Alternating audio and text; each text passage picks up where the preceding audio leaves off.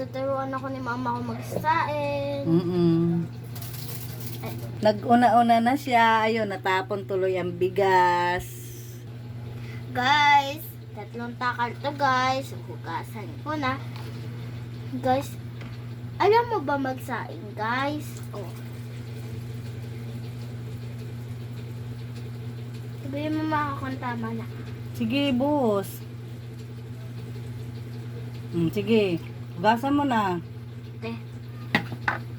Nangugas ako ng kamay guys bago ako matuto nito. Halo-halo ako. Kasi hawakan pa natin to kasi haluin niya, di ba? May mga ano to? Dumi. Uy! Tanggalin mo yung dumi. Guys, ayan na guys. Nahugasan na natin. Kailangan na natin yung tapon. Ay, tapon ng alin? Hindi, yung tubig. Sige. Yung hindi matapon ng bigas kagaya na kanina ha, naguna-una ka na eh.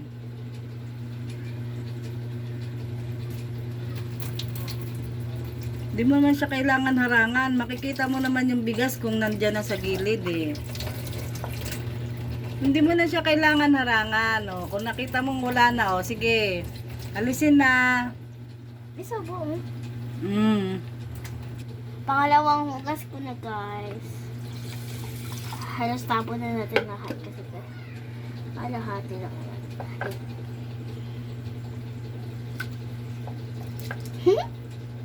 I am with cooking kanin. Huwag maglaro. Hugas sa maigi.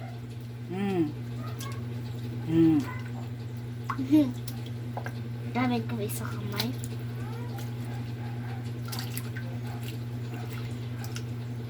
Ay, huwag na nga maglaro.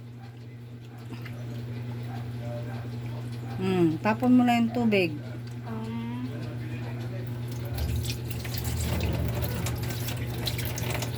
Gaya na sinabi ko, hindi mo naman kailangan harangan. Makikita mo naman yung bigas, konti na lang ang tubig, tama na. Okay. So, yan na. Nahugasan na namin yung bigas.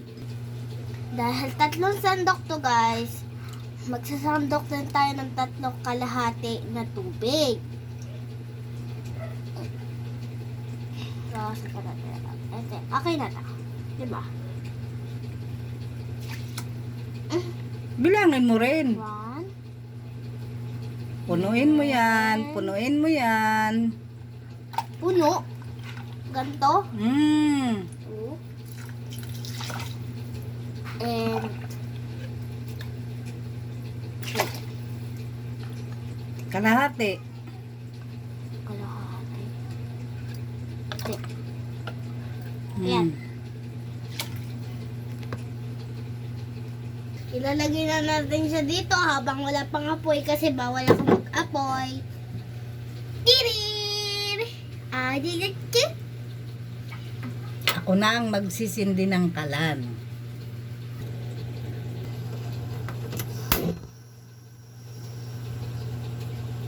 Turuan din natin minsan ang bata magsaing para matuto rin sila.